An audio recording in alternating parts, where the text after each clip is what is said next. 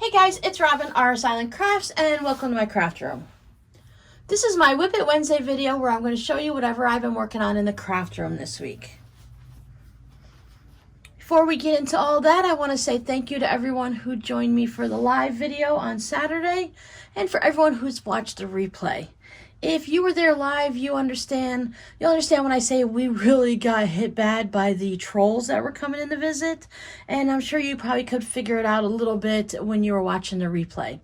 I'm really sorry about that. We don't have much control over it. I don't know why they all of a sudden just chose that video that seemed like it'd be really fun to pester people on, but they did, and thanks to a couple of our amazing moderators, we survived it. I've been thinking that doing 2 lives every other Saturday each month sounded about fun. You know, don't hold me to it. I will always put a notification a few days ahead if I possibly can to let you know that there will be a live stream coming up like I did this past one. Gives you a little bit of warning so you know what's coming and you can kind of gear your Saturday to it if you want. On our next live stream, one of the things we're going to be doing is I'd finished off this. I'll get to this in 1 second, please. I finished off one of these little pentagon little stuffed toys. I had a larger version that my cats have played with. It's kind of furry and dusty, so please don't mind it. This is more like for a baby size. You can put a little rattle in. I still have to sew up this opening, but this is English paper piece. And the reason I want to show you is I'm also going to be making a smaller version that goes onto a little, like a Christmas tree ornament. And this is what we're going to work on the next live stream, which will probably be the first Saturday of October. So I think that's like October 3rd.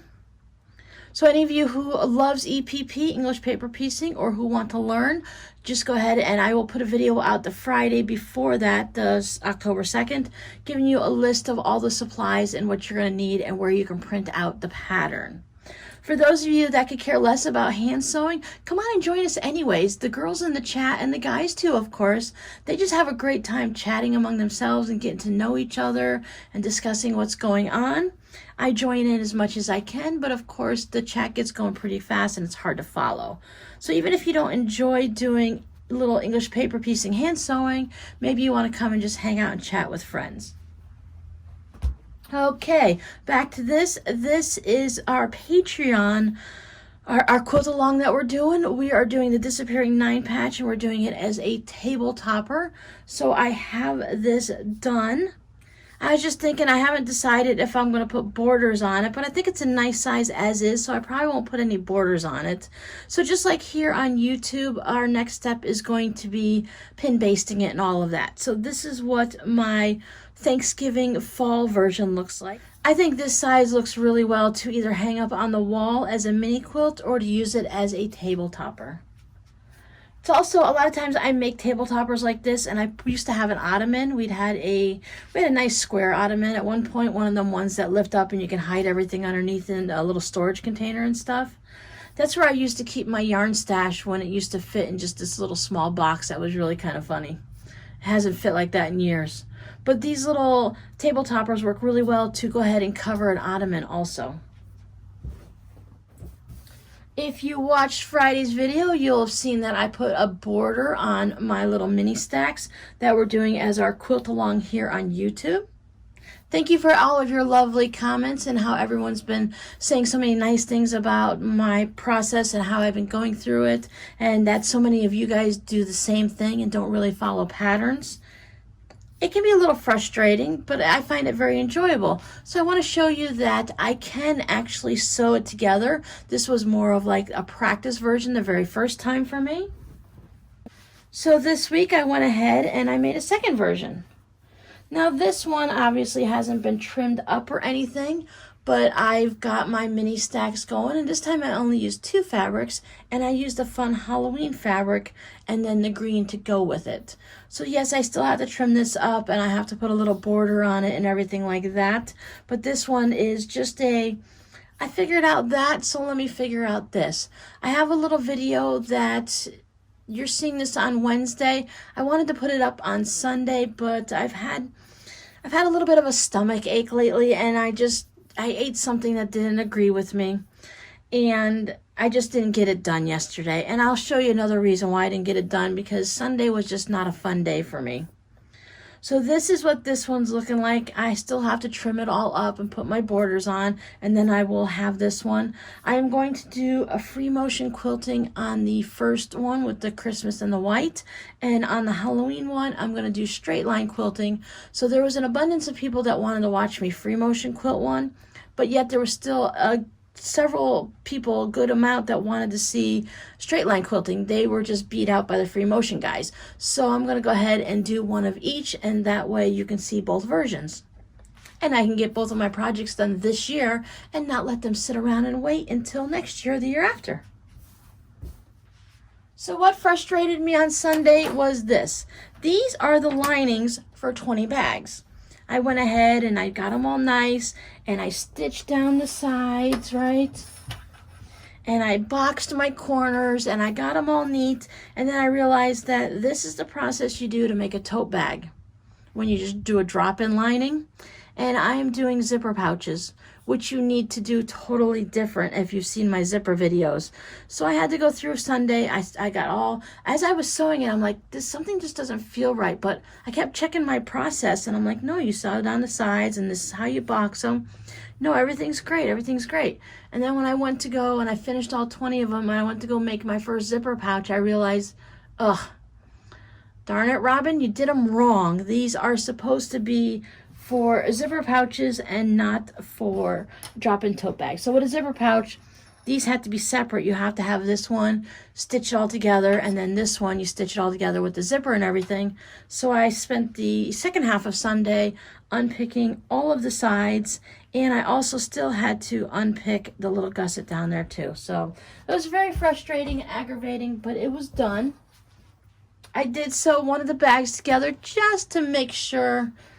This is, sorry, it's a little gloomy today. We had a crazy storm come through last night. I spent my morning today replacing soffit and J-channel all around, not all around, but in various places around the outside of the house. And last night I was picking up garbage cans and everything.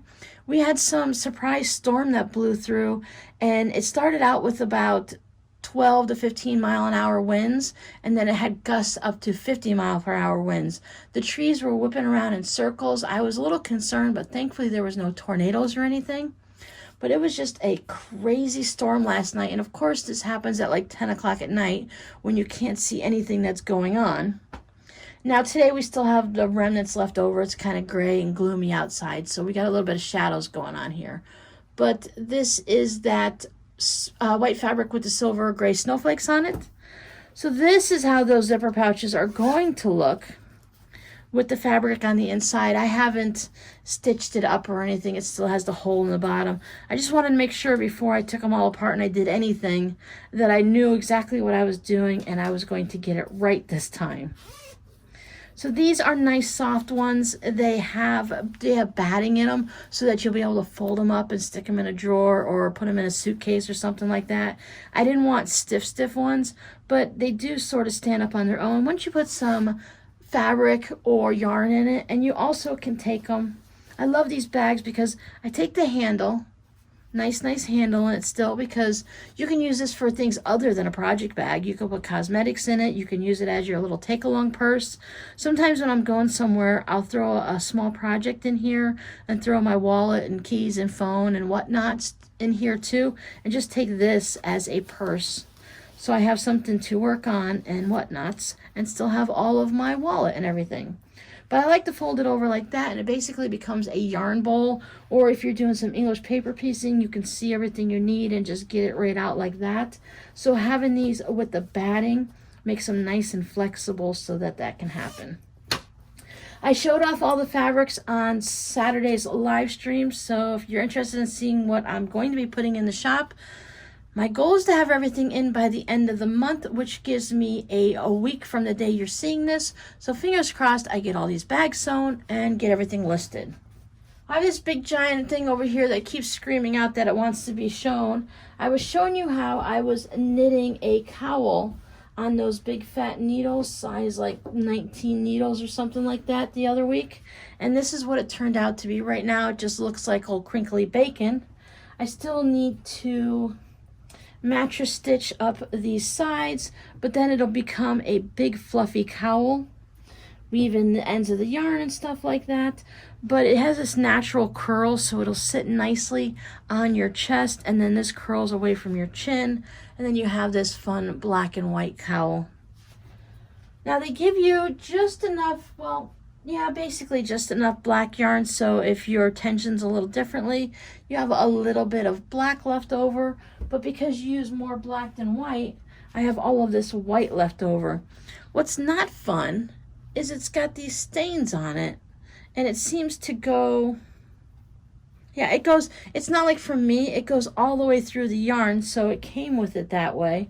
And there's a couple bips and bobs here and there, so I'll have to see if I can knit this up into maybe just a long skinny scarf that's nice and warm, and I don't know, maybe I'll be able to cut out those pieces. Otherwise, I'll just end up having to use this in some type of an art project. Maybe this could be fun to use on an art wall hanging or some fabric postcards or something like that. This is definitely way too warm and thick and bulky for me, so once I get this all sewn up and the ends woven in, this will be going into the shop also. Stockinette stitch naturally curls like this.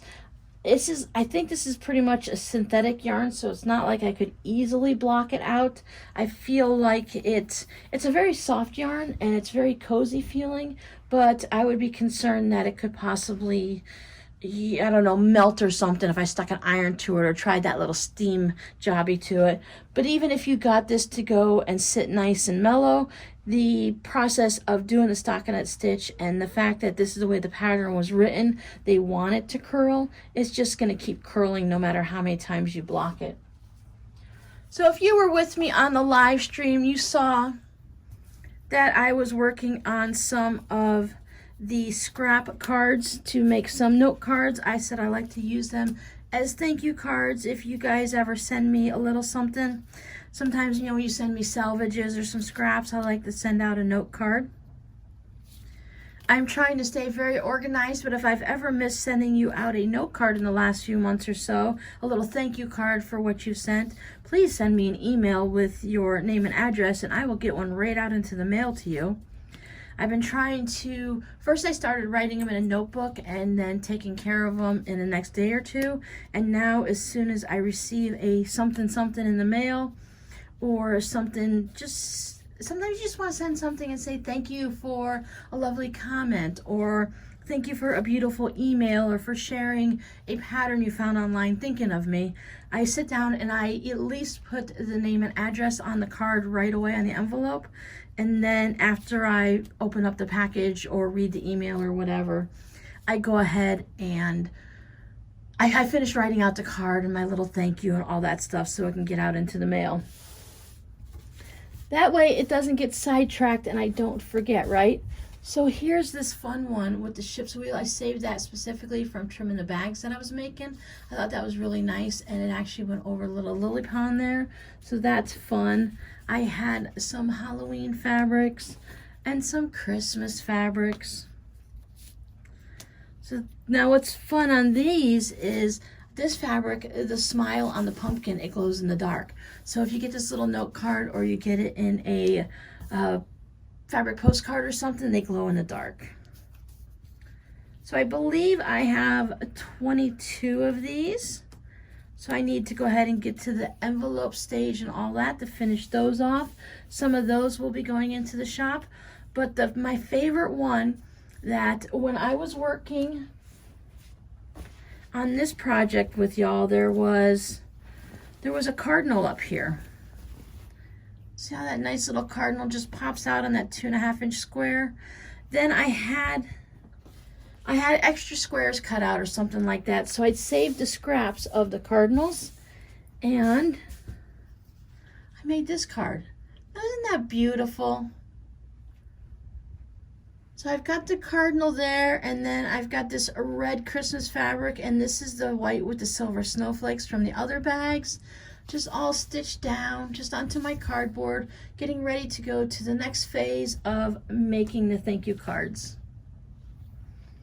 Now, I liked this cardinal so much that I'm going to purposefully cut out more cardinals. This guy definitely wasn't a 2.5-inch square. I kind of thought he was, but now that I'm looking at him, of course, he's a rectangle, so he must have come from trimming up the fabrics. But I want to make some more of these on purpose, make some fabric postcards like this, and some more of these note cards. I think they would be really sweet as Christmas cards. So those are all the projects that I worked on this week. I was working on some videos and working on some administrative stuff, just kind of doing things around the house and trying to keep, you got to try to keep life on a steady pace to make sure you're dabbling in a little bit of everything and that everything is moving forward and nothing's getting left behind. Did I leave anything behind? Oh, I bet you I did. So as I said, I have a little bit of a tummy ache today, so I don't have any great words of wisdom. I don't have much chitter chatter to put at the end of this. Life is going good. I will be fine tomorrow. Everything runs its course, and just go on a very mild eating diet for today. I have no exciting plans except for stuff you already know. I have been dreaming about knitting some Christmas stockings. I would really love to do that. So that's all I got for you guys this week. I hope you're having a wonderful week. I know many of you are starting to prepare for the fall weather is hit, and it's high gear to start getting ready for, I was going to say Christmas, but you got to get ready for winter first. I hope everyone is feeling well and doing well, and everyone is okay and working hard on their projects and making progress. And I'll see you guys next week. Bye.